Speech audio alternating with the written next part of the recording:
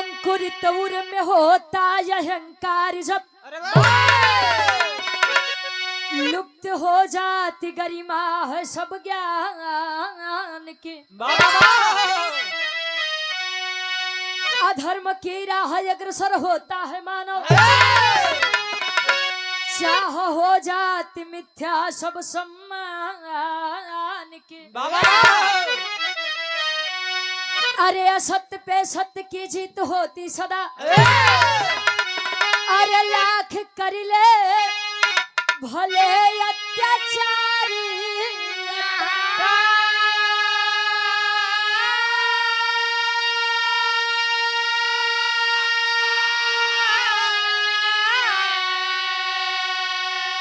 अरे फूटता है घड़ा पाप का एक दिन, रोक सकता नहीं वह कुल का पतन।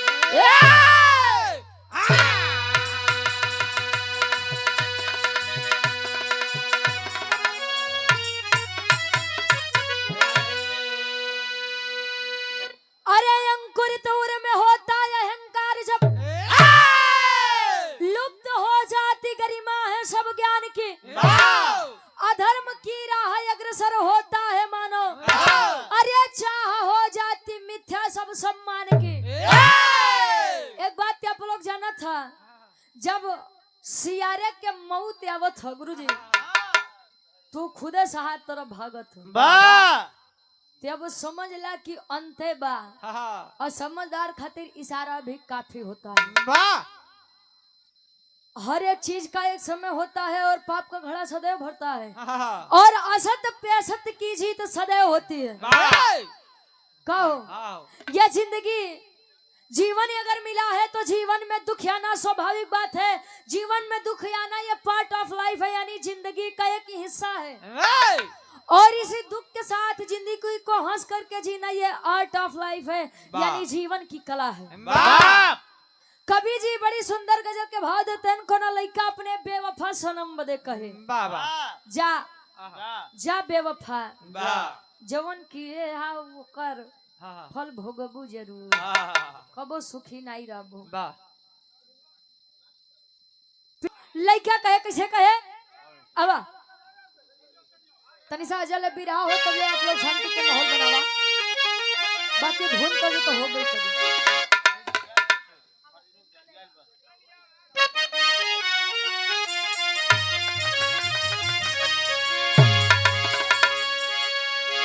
अरे मेरे खून दिल की मेहंदी,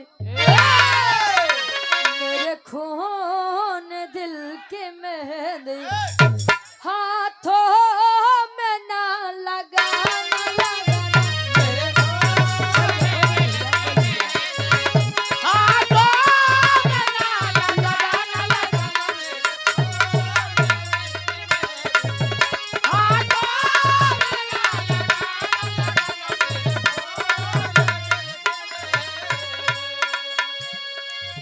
मेरे खून दिल की मेहंदी हाथों में ना लगाना।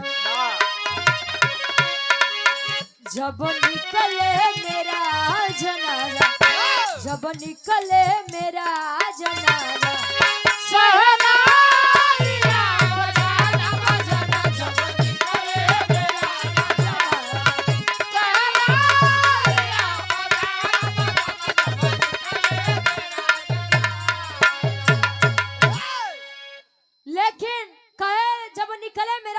सहनाइयां बजाना, ये तो बात के बाद बा। लेकिन कभी जी जिंदगी में ये जीवन मिला बा, उपकार है हमारे माता और पिता का, हमारे भगवान का। कैसे एक लाइन कभी जी तो से बढ़िया फौज में लिखते हैं, और पुनः हमारे बड़े भाई अभी अपने अहिर बिरादर में देखा, दूर मत जा, अहिर है तो भैया तहर गोत्र का बा, पहाड़ देवता का है, अहिर तो खुद है नहीं है तो दुनिया के काय कोई। अगर हम एक हो जाए तो किसी की मजाल नहीं कि कोई हम पर उंगली उठा दे। कहो 85% 15% से कम है का। बस केवल जाति धर्म पे लोग लड़ाई के अपन अपन काम करत हैं। कवि जी फर्ज में लिखत हैं कैसे, ए भैया छोड़ दो उसको।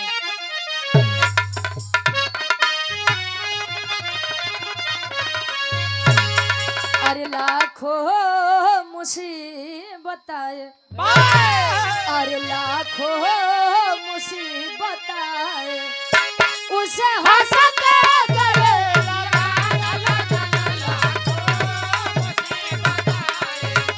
उसे हंस के गले लगा, उसे हंस के गले लगा।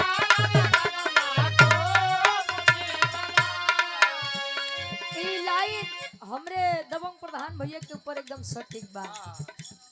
अरे लाखों मुसीबत आए, उसे हंस के गले लगाना,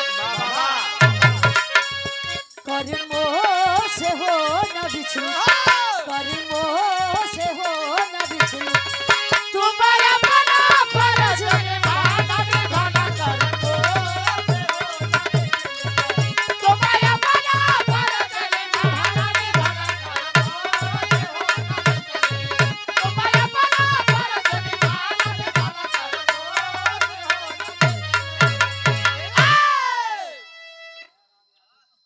दयाराम यादव जी सपा नेता इमरेगा सदैव सत्य की होती है।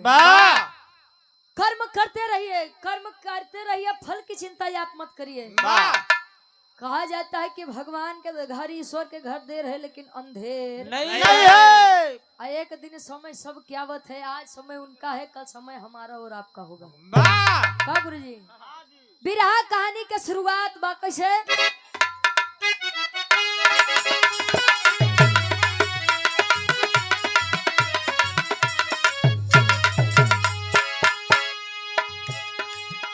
होता समय बलवान वेद शास्त्र बताते,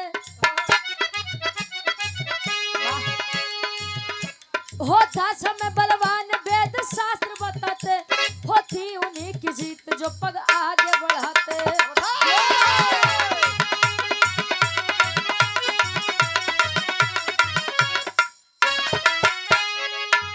सीता हरण किया था कानन में दशानन, सीता हरण किया था कानन में दशानन, ताकि कुलीन कर्म किया घोर अपराध।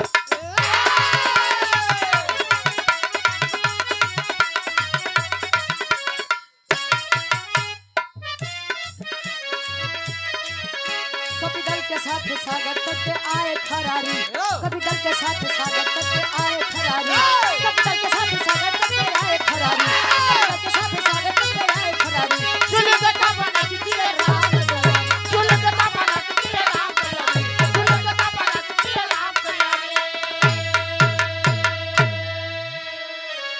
कहे होता समय बलवान वेद शास्त्र बताते।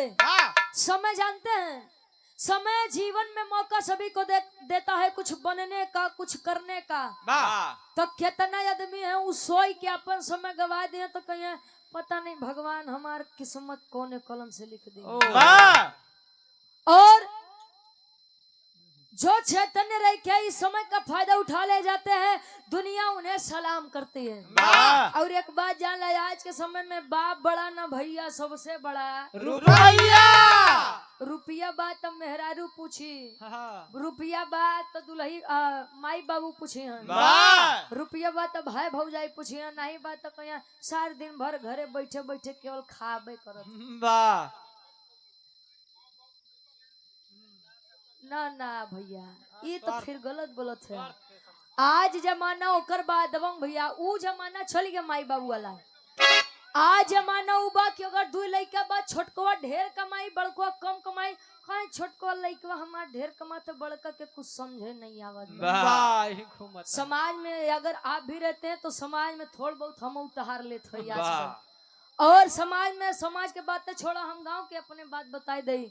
बड़का तनी कम कमातो कहे का बताई दिन भर केवल खाबे करत हाँ, है। वाह। आ खाए के पड़वा कि ना दिन भर सोबई करत है। हाँ, धरती आ छोटकवा हमार बेचारा इतना मेहनत करत आय है। हाय। वाह आज मन हुआ तक पहुंच गए बा। वाह अच्छा यार माता सीता गई स्वयंवर हुआ, विवाह हुआ, अयोध्या नगरी आई, 14 वर्ष का वनवास करने के लिए गई। रावण सीता माँ को लेकर चला गया। प्रभु श्री रामचंद्र जी कहन हनुमान, ए बेटा हनुमान,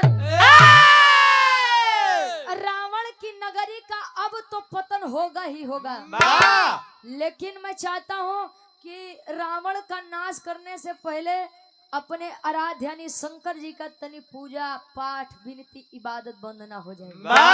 जौन भगवान भोलेनाथ देखत रहा अचरे में लइका जन्मा हो, सुनकर खेले बड़ा अजीब बा। कहो मृग छाला पहन के टहरे मेरा रू देख ले तो शर्माई कैसे न भाग जाए। अच्छा यार भगवान भोलेनाथ के पूजा आराधना वंदना किए बड़े राम जी हनुमान जी का कहे कि बेटा हनुमान जाओ इस विश्व का संसार का जो सबसे बड़ा पंडित हो, ध्यान देंगे, संसार का जो सबसे बड़ा पंडित हो उसे लेकर आइए और पूजा करवाइए। तले हनुमान जी उड़ान भरत है जी कैसे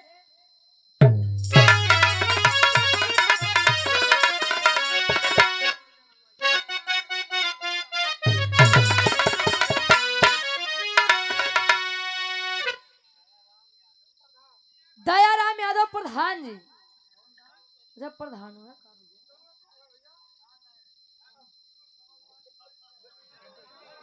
खुद भूल गए।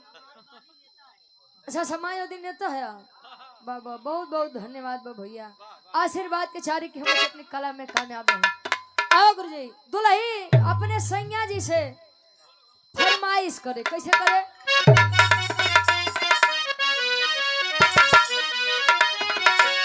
अरे बाली और झुमका भुलाई जा,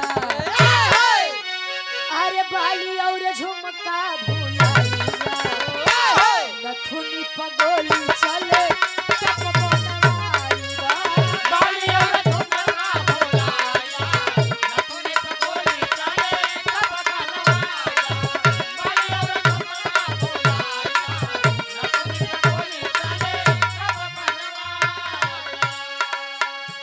और कबीर राम निवास पासवान जी देवरिया उत्तर प्रदेश घराना रमन बिहारी यानी गुरु जी के द्वारा 100 रुपया बहुत बहुत धन्यवाद आशीर्वाद के चाह रही। हनुमान जी से राम जी कहे का मनवा के मनसा पुराईगा, अरे मनवा के मनसा पुराईगा, ज्ञानी पंडित का कोई ढूंढ के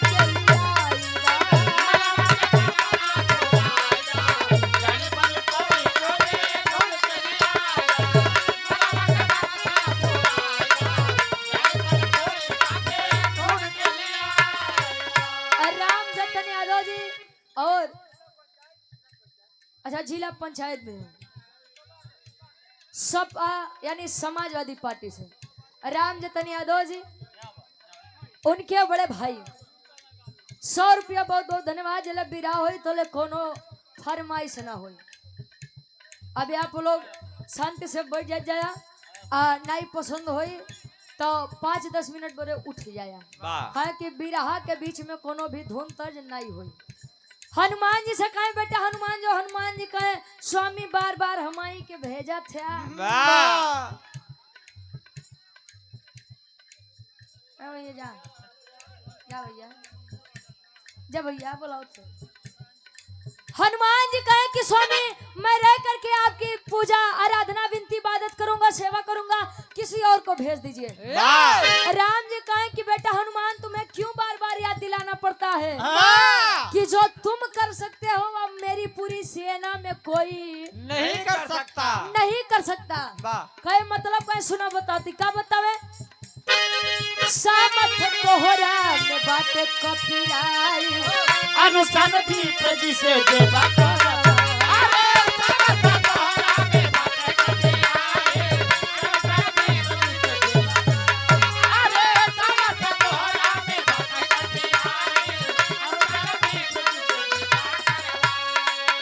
मानवा के मानसा पुराईगा,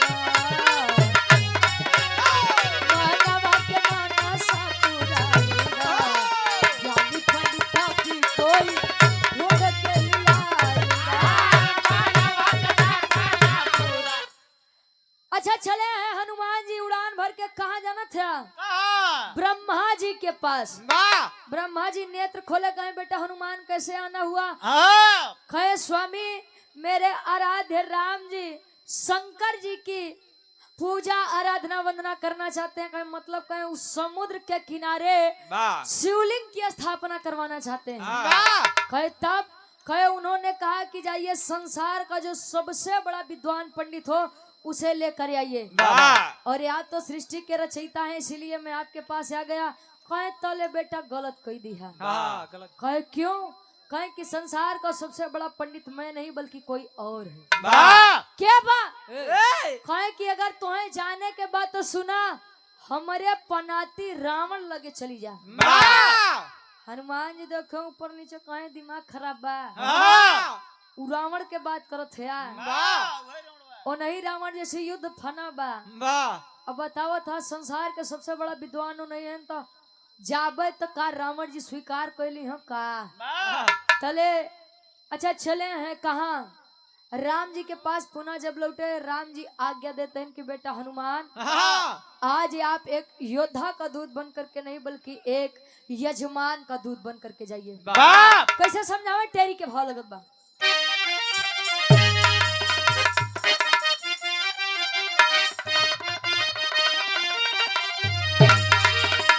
अरे राम खरारी तब बज,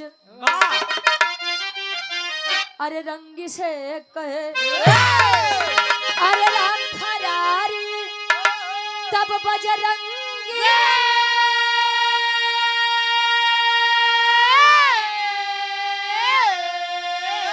अरे खरारी तब बज रंगी से कहे, अरे तलंका पति दशानन के लावा बलकारी, अरे बलकारी, अरे बलकारी।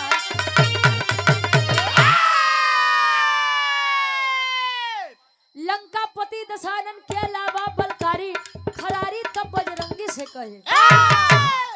हनुमान जी को आज्ञा मिला कि बेटा हनुमान जाओ रावण को लेकर आओ।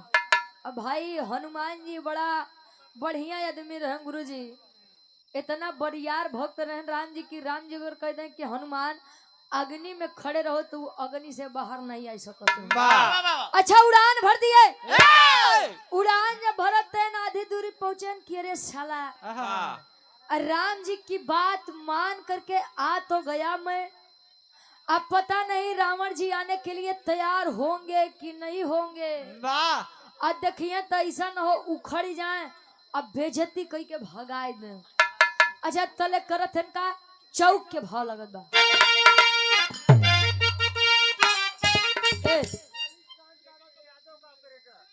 ललित कांत यादव ऑपरेटर साहब के अक्का नहीं यादव, ठीक है भैया। 100 रुपया बहुत बहुत धन्यवाद। सूर्यनाथ यादव आशापुर से 100 रुपया बहुत बहुत धन्यवाद आशीर्वाद के चाह रही। ध्यान देंगे हनुमान जी जब उड़ान भरे तले विचार करत इनका विचार करें।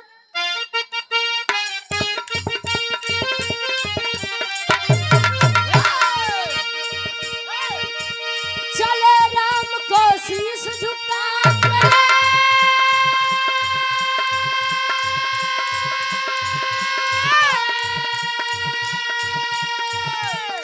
गावत हरि गुण गाने चले।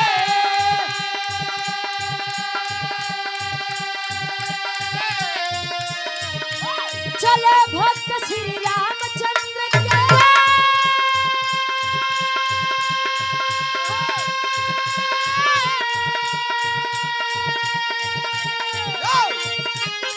गावत हरि गुण गाने चले।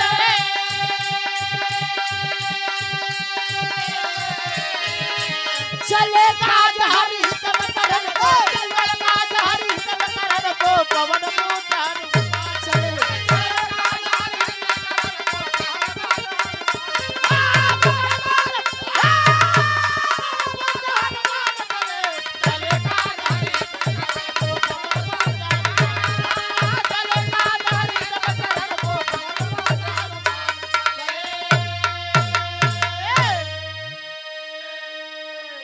उड़ान भर दिए। लंका नगरी में जब प्रवेश किए हनुमान जी विचार करें कि यहाँ तक आ तो गया हूँ बात आगे ना बढ़े, इससे अच्छा है कि मैं अपना रूप ही बदल लूं। क्यों? रूप बदलने के बारे में विचार आया, राम का नाम लिए और एक वृद्ध इंसान यानी बुढ़वा दादा के रूप लिहन, लाठी लिहन गुरुजी, लाठी लेके हिलत कांपत पहुंचे कहा जाना था उ रावण जी के नगरी के बहरे। तो कहे भैया दरबारी, भैया सिपाही, कहे रावण जी के नगरी इहे बा। जय लंकेश। रे जिया बहादुर भैया ऐसा क्यों किया? वो तो अब लंकेश से लगे जा पूछा। हाँ तो ही लोग पहुंच नहीं सकत था उनके तक। अच्छा जब पहुंचे हनुमान जी बुढ़वा के रूप लेके जब पहुंचे, कहे कि बेटा मैं बहुत दूर से आया हूँ, मेरे घर पर पूजा है, कोई पंडित नहीं मिला, इसीलिए मैं रावण जी को लेने आया हूँ। दरबारी कहे कि ए बाबा ए तनी एक बात बताई का? कहे हाँ बतावा। कहे तू बूढ़ी आदमी है, या से तुम्हें बतावत ही कि अंदर मत ही जा, अंदर रावण जी राम जी से लड़े बदे योजना बनावत कि कल एक कवन दाव मारे के बा। हनुमान जी कहे न रे साला लगत बा धोखा होई का रे। अच्छा हनुमान जी कहे कि कुछ करे लेकिन तनी सब भैया मिलवा देता, हम बड़ा दूरिया से आए। अच्छा गया दरबारी, कहे रावण जी एक बूढ़ा आदमी आया है आपसे मिलना चाहता है, कहे अगर वृद्ध इंसान है तो अंदर भेजिए। हनुमान जी हिलत कांपत लाठी लेके जब अंदर पहुंचे तो रावण देख करके मुस्कुरा दिया। अब हनुमान जी सोचे रे यार कहूँ पूछिए तो नहीं रही। अब यार बाहर देख ना ठीक है बा। अच्छा मुंह देखत है कि मुहनो नहीं फूला बा कि जान जाए कि वो हनुमान आए हैं। आए ते आखिर काहे हंसत हैं? हरिकेश विश्वकर्मा जी 100 रुपया और नंदलाल यादव जी 50 रुपया, बहुत बहुत धन्यवाद। और पुनः हमारे बड़े भाई आप गौरव प्रताप यादव जी दबंग प्रधान जी हमारे पड़ोखर परसावा प्रधान जी बघौली संत कबीर नगर। पुनः हमारे गार्जियन जी के द्वारा पड़ोखर में नरेगा 0% है, जो सरकार द्वारा कहा जाता है गरीब को 125 दिन का मजदूरी दिया जाता है। और जो पड़ोखर के मजदूर हैं 20 से 25 किलोमीटर दूर काम करने जाते हैं। और गौरव प्रताप दबंग जब पूछता है तो उसको दीप श्रीवास्तव एडीओ द्वारा झूठ केस में फंसाया जाता है। अरे भैया ये तो बड़ा लंबा दुविधा देखा बहु। 500 रुपया बहुत बहुत धन्यवाद। ईश्वर करे कि जल्दी मैटर क्लियर करा, दोबारा रुचि के बुलावा। अरे सोनू यादव बड़े भाई कंदला मवैया लच्छागिरी हंडिया प्रयागराज से 500 रुपया ऑनलाइन पुरस्कार, बहुत बहुत धन्यवाद। अच्छा हनुमान जी पूछे कि आखिर रावण जी आप मुझे देख करके हंस क्यों रहे हैं? हमारे बुढ़ौती के मजाक उड़ावत है। रावण जी कहे कि मैं आपके इस अवस्था पर नहीं बल्कि आपकी मूर्खता पर हंस रहा हूँ। कहे कवन मूर्खता हो? कहे सुना बताओ तो का बताओ। एक लाइन स्वर्गीय रामदेव जी वाली तरज लगत बा।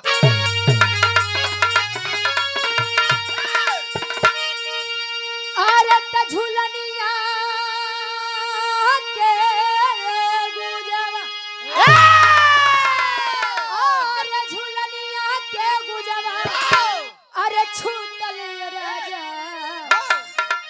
अरे जमनिया से बढ़िया छूटल राजा, जमनिया से बढ़िया।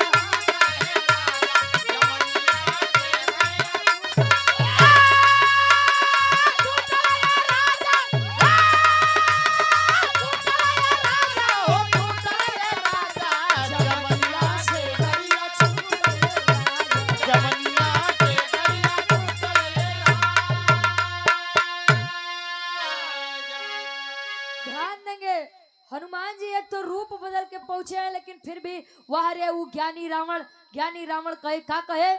अरे बोला दशहरन, अरे बोला दशहरन, हे हनुमान आवा, अरे तोहार पूछिया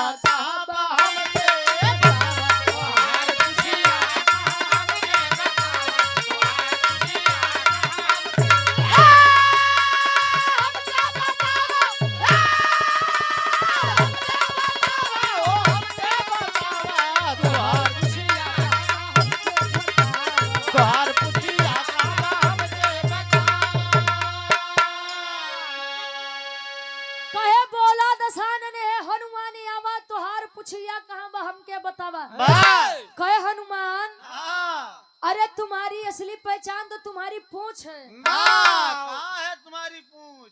ये पुछिया उछिया का कर डाला हो। हाँ। अच्छा, स्टेशन पे गया। अब हनुमान जी लगे मुंह बाई के देखा कहे का रावण जी पहचान गया। हाँ।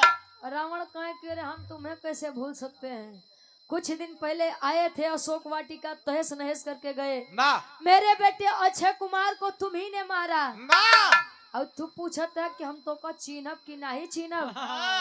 आ तू इतना उत्पाती बानर रूप बदल के आई यह कोनो दाल में काला। जरूर अब हनुमान जी फंसो कहे कि रे साला लागत बा कुली असलियत में बतावही के परी। असली रूप में कहे देखिए मैं आज आपसे युद्ध करने के लिए नहीं बल्कि एक विनम्र पूर्वक एक प्रस्ताव लेकर आया हूँ। कौन प्रस्ताव बा?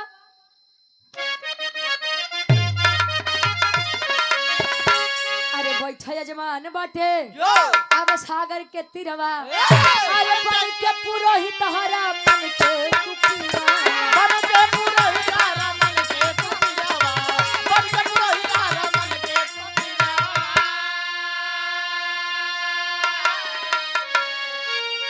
अरे आप शिवलिंग के पूजा करावा तोहार पुछिया कहाँ बा हमके बतावा।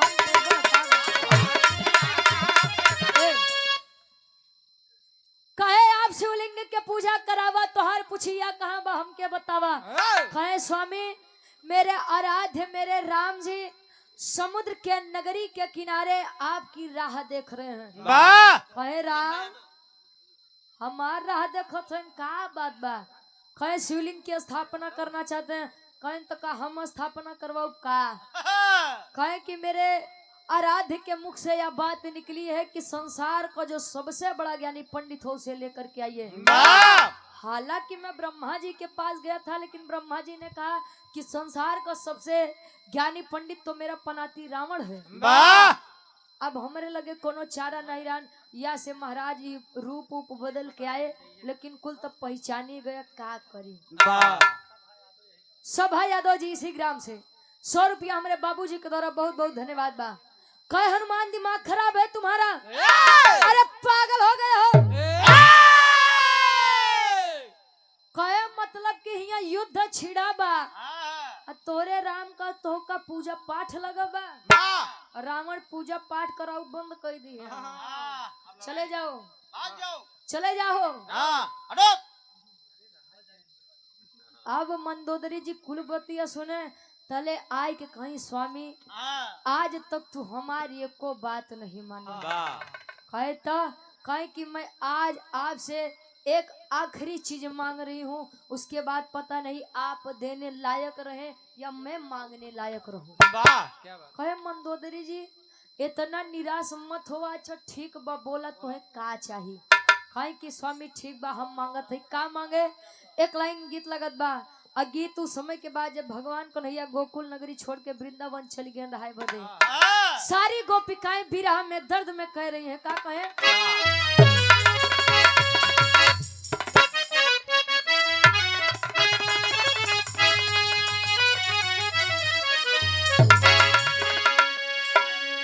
अरे प्रभु आप बसो वृंदावन में।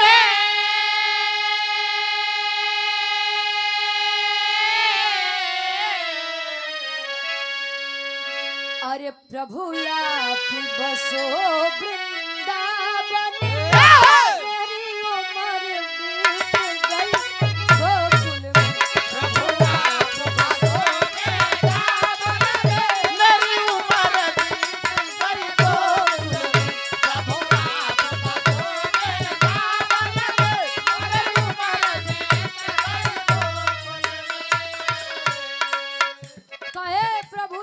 बसो वृंदावन में मेरी उम्र बीत गई गोकुल में।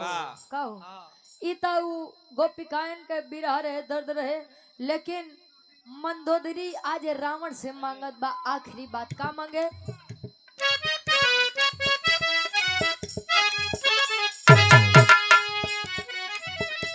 बोली मंदोदरी या चकी को बोली मंदोदरी या चकी को खाली लवता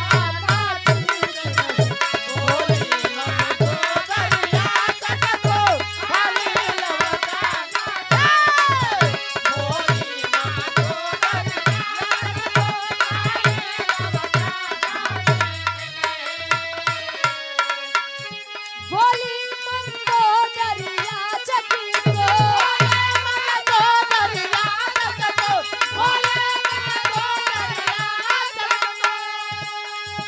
अरे खाली लौटाना अरे ठीक नहीं कहे जो खुद हो मुसीबत का मारा जो खुद हो मुसीबत का मारा उसे और सताना ठीक नहीं, जो खुद हो मुसीबत का मारा, उसे और सताना ठीक नहीं, जो खुद हो मुसीबत का मारा, उसे और सताना।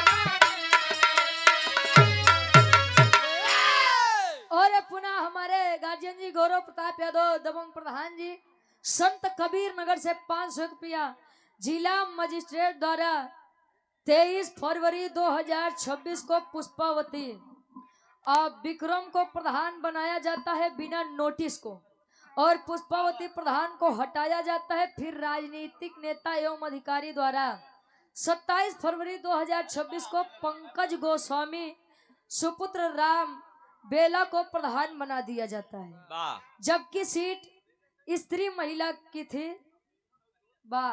महिला सीट रही मतलब और समाज द्वारा कहा जाता है कि स्त्रियों को सबसे आगे बढ़ाए लेकिन यहाँ सच नहीं दिखाया जाता है 500 रुपया हम चाहब कि हम गाय ले दबंग भैया एक बार ये कि आप बोल देते हम रिकॉर्ड करवा के डलवाए देते ये आपके बतिया कुल चली जाए हाँ बिल्कुल बिल्कुल काहे कि अरे आप नहीं डरबा लेकिन जितना बढ़िया आप जनबा उतना बढ़िया हम थोड़ी जानब कि का होत बा बाहर हाँ हाँ बिल्कुल बोल दिया हम रिकॉर्ड करवा ले और 200 रुपए का सम्मान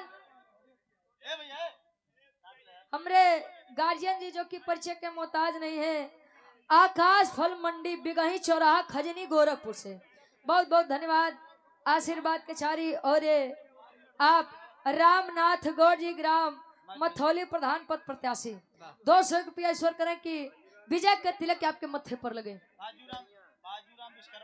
बाजूराम विश्वकर्मा जी टिकरिया की 65 में से 51 रुपया बहुत बहुत धन्यवाद कहे जो खुद हो मुसीबत का मारा उसे और सताना ए स्वामी अरे राम जी तो पहले ही इतने दुखी थे इतने चिंतित है 14 वर्ष का वनवास करने के लिए आए और आप छल से उनकी पत्नी को यहाँ पर लेकर चले आए अगर उनकी खुशी इसी में है कि वह शिवलिंग की स्थापना करे तो आप चल जाइए अच्छा रावण बतिया मान लिये मंदोदरी जी के कहे कि जब तोहरो इच्छा बा तो हम जात हूँ अच्छा लिहे पोती पतरा आज राम और रावण जी आमने सामने बैठा है राम जी सोचे कि रावण जी कुछ बोले रावण कहा कि अरे बोलबा कुछ महाराज का बात बा काहे बदे बोलाए है राम जी कहे कि स्वामी आप पुरोहित आदमी आप ही कुछ बोल रहा तो रावण कहे अच्छा ये बताइए आप कौन हैं कौन है अब राम जी मने मन सोचे लगे हमका नहीं जानता हमरे मेहरारू के रखे हैं ले जाए के पूछो तन कि मैं कौन हूँ कहे कि आप कौन है कहाँ से आए हैं और इस समुद्र के किनारे क्या कर रहे हैं और आपकी चिंता आपका दुख क्या है और राम जी कहे कि तू नहीं जानता कहे कि जितना पूछा हूँ उतना बताओ राम जी कहे स्वामी मैं अयोध्या नगरी के राजा दशरथ का ज्येष्ठ पुत्र राम हूँ और 14 वर्ष का वनवास करने के लिए आया था लेकिन वह नीच रावण अरे वह पापी रावण मेरी सीता को हर करके अपनी लंका नगरी में लेकर के चला गया रावण जी के नो होई तो बड़ा गलत आदमी बा बहुत खराब बा रावण जी स्वयं कहे कि अरे यार ये तो बड़ा अन्याय हुआ अच्छा बोलिए कुछ मांगना चाहते हैं मुझसे भाई कि ए स्वामी मांगब तो देबा का कहे हाथ दूंगा बोलो। देखिए पुरोहित का मतलब ही यही होता है जो यजमान का पूरा हित सोचे। वाह काहे कि मैं आज पुरोहित की हैसियत से आया हूँ, जो मांगना चाहते हो मांग लो। बिरहा के आखिरी तरस लगत बा कोनो पान बेचे वाली कहे का कहे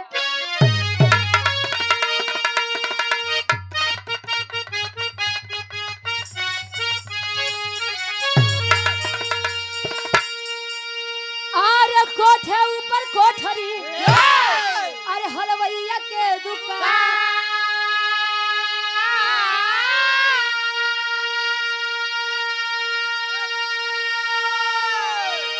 अरे हाथ से लड्डू छूट गया अरे पनवरिया मारे सान अरे पनावा खैला पहले के मर्दन पान खाए में बड़ा शौकीन रहे। कैसे अरे जिंदाबाद तू ही लोग तो लाइन जाता है उनका। अरे पनावा खैला राजा हमारी दुकान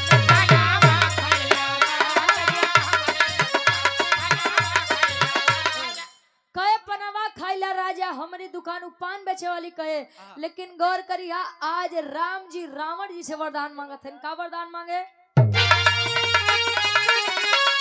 अरे पीर साधन के आगे तब बोले हैं करतार अरे ये लालसा दिल में बटे करे मंत्र उच्चार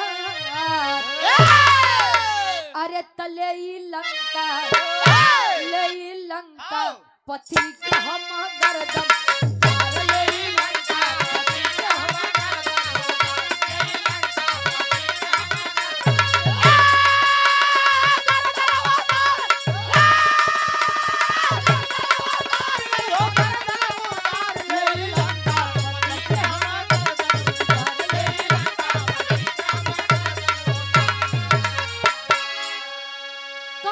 स्वामी अगर कुछ देना चाहते हो तो सुनो। जब भी मेरा सामना उस दशानन रावण से हो तो मैं उसका 10 शीश काट के आऊं। रावण जी कहने मस्त ऐसा ही होगा। और कुछ कहे स्वामी जब कुंभकर्ण जैसे वीर से मेरा सामना हो तो उन जैसे वीरों को भी मैं पराजय करके आऊं। रावण कहे एवं मस्त ऐसा ही होगा। सोचिए अपनी मृत्यु का वरदान अपने दुश्मन को दे रहे हैं रावण। कहे कि स्वामी मेरे छोटे भाई लक्ष्मण की इस युद्ध में हार नहीं होनी चाहिए। कहे वो मस्त वैसा ही होगा। और कुछ कहे नहीं अब मत दो कुछ हो। कहे अगर तुहार होगी हो तो हम अपन बोली कहे बोला। कहे कि मैं चाहता हूँ कि यह हवन शिवलिंग की स्थापना के लिए जो हवन हो रहा है ये आप दोनों प्राणी मिलकर करा। यानी आप भी और सीता जी भी। राम जी कहन का स्वामी यह तो दिक्कत ये बा मजाक तू वही की हमार सीता हमरे लगे है ये नहीं यहाँ तो बगली के का बैठाई कहे हो ठीक बा। अब हमार बात सुना हम जवन कहती उहे करा का कहे पहापट के भाव लगत बा।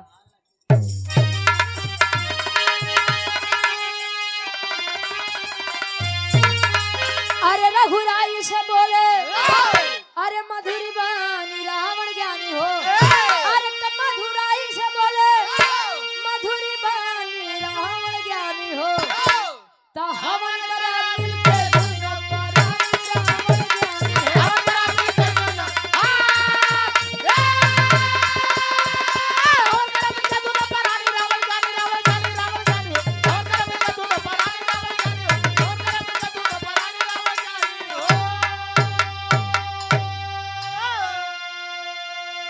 अशोक वाटिका गया दशानन सीता को ले आया हो।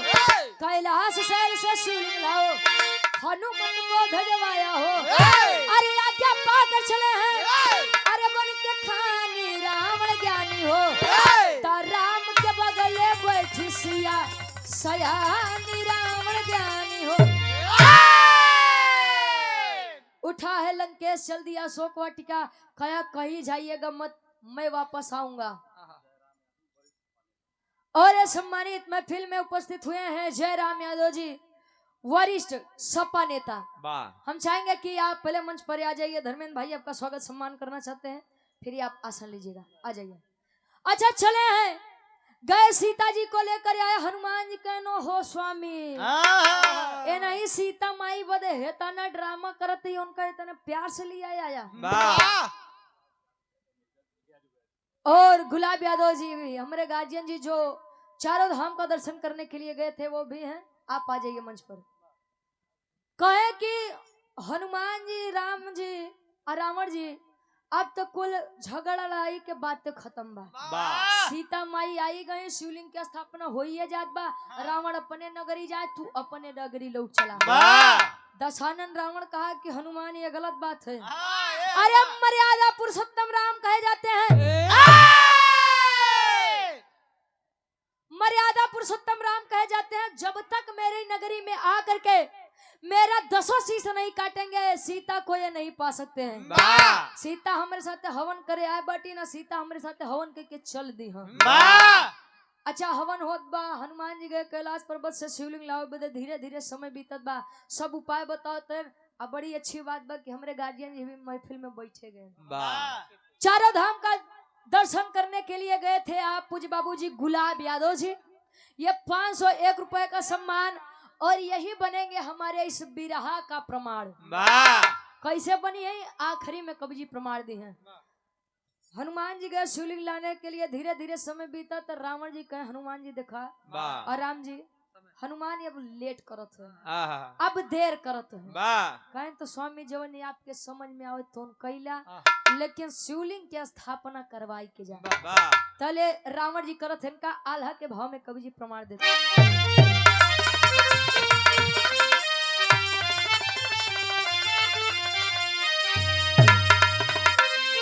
अरे राम जैसे स्वामी गतिया में कोई नहीं, सेवक में भक्त वीर हनुमान, शिवलिंग लावे बदे कैले प्रस्थनवा भैया, बीतल समैया सब करेलन उपाय,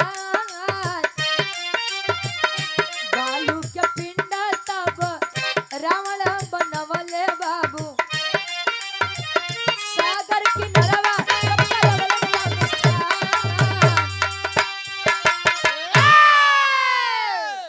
बालू के पिंड से आकार दिए शिवलिंग का स्थापना करवाए, और जैसे माँ सीता को लेकर चल दिए वैसे हनुमान जी आने लगे गुस्सिया। कहे राम जी जब इहे करे के रहन तो का करे, हमका कैलाश पर्वत भेजा शिवलिंग लावे बदे। अरे कम से कम हम और रह के कुल देख ली तो वो बनवाए तो बनवाए कैसी, बालू के पिंड से हवा आई तो कुल ऐसे ने उड़ जाई। रावण जी कहे ने कि हनुमान अब हवा के बात जाए तो तोहरे अंदर जितना ताकत हो तू लगावा, ये शिवलिंग अगर टस से मस हो जाई तो हम सीता के यहारे छोड़ के चली जा। हनुमान जी कहे का स्वामी छोटा मुंह बड़ी बात करो थे, एक हम अपने पूछिए से हर बार कहो के कहा मत कई के दिखावा। हनुमान जी पूछी में लपेटो तो कुछ नहीं, वो कहे ले साला बेइज्जती हो जाई का हो। तले लगे हाथे से यहर वहर करे, जब नहीं भा हाथ से खून बहा लाग। माई सीता जी निकाल के स्वनूर लगावत है, खून बहना बंद हुआ। तब से लोग बताते हैं कि हनुमान जी को श्रद्धालु लोग सिंदूर चढ़ाते हैं। अच्छा चलत है, रावण जी सीता को लेके कहे कि राम आना मेरी नगरी में आपका स्वागत है। कहे कि ए स्वामी कुछ दक्षिणा ले लेता है। रावण जी कहे वैसे हनुमान राम तो हमें का दक्षिणा देबा, तोरे ईटा पत्थर के मकान बा, हमरे सोने के लंका बा, रही तारे खी मेहरारू हमरे लगे बा, तो का देबा। कहे नहीं कुछ मांग लीजिए। कहे अच्छा कुछ देना ही चाहते हैं तो दीजिए। आखिरी भाव खड़ी के भाव लगत बा। राम सिंह यादव जी किसान नेता मऊ से, हमारे गार्जियन जी के द्वारा 100 रुपया बहुत बहुत धन्यवाद। राम जतन यादव जी भैया के पहुना, पूर्व जिला पंचायत 201 रुपया बहुत बहुत धन्यवाद। ना हमका वैसे कुछ आदमी होते हैं कि नाम छप जाते हैं। दबंग भैया कहाँ गए ना हमारे। अच्छा आखिरी भाव रावण जी राम जी से कह रहे हैं कि राम सुनो, अगर मुझे दक्षिणा में कुछ देना चाहते हो तो दो। क्या मांगे? आखिरी भाव।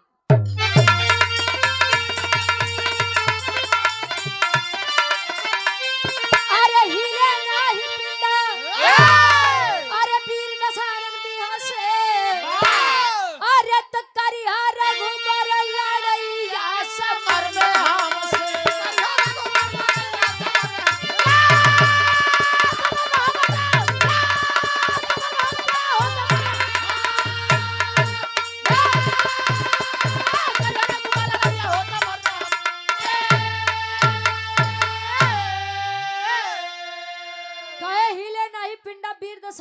ऐसे करिहा रघुबर लड़ैया समर में हमसे। राम अगर तुम मुझे कुछ देना चाहते हो तो सुनो, मेरी नगरी में आना और मेरी नगरी में अगर मेरा एक भी अंश बच गया तो सीता को मत लेकर आना, वही नगरी लंका नगरी में छोड़कर चले आना। मैं रहूं ना रहूं वो बात की बात है। वैसे रावण की मुझे एक बात बड़ी अच्छी लगती है गुरुजी, वो अंत में केवल यही बात बोला था कि रावण मर सकता है लेकिन झुक नहीं सकता। रावण जिस शान के साथ जिया है उसी शान के साथ वह मर जाएगा।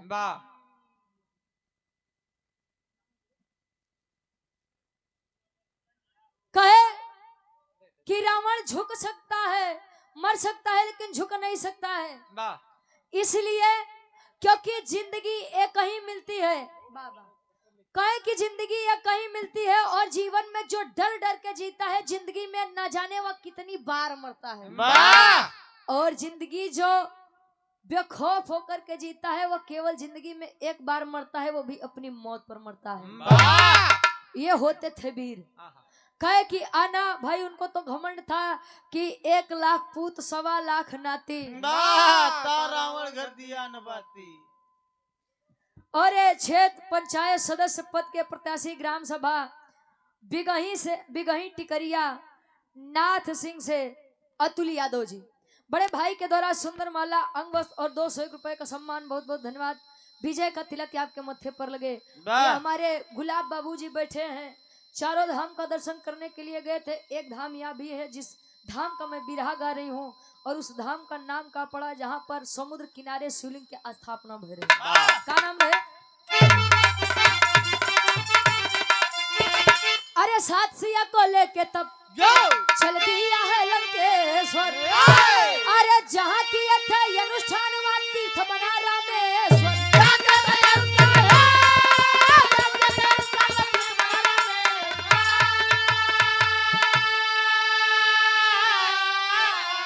अरे तो दुनिया करती दर्शन हर समय में हमसे, अरे तकरिया रघुबर लड़ई जा समर में हम। साथ सिया को लेके तब चल दिया है लंकेश्वर, और जहाँ किए थे अनुष्ठान व तीर्थ बना रामेश्वर। बाबूजी से पूछला रामेश्वरम धाम घर है कि नहीं घर है?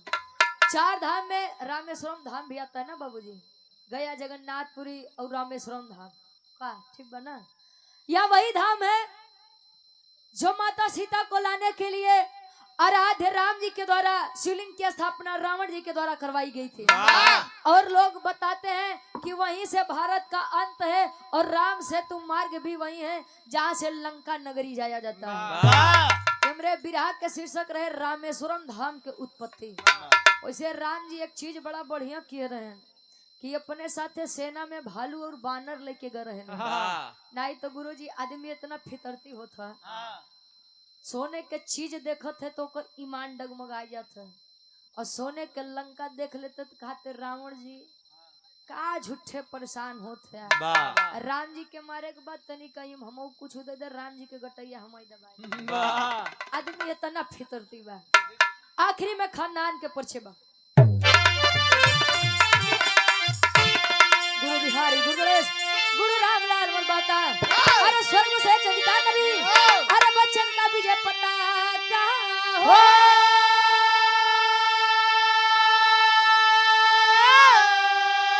अरे खरारी तब बजरंगी से कहे, अरे तब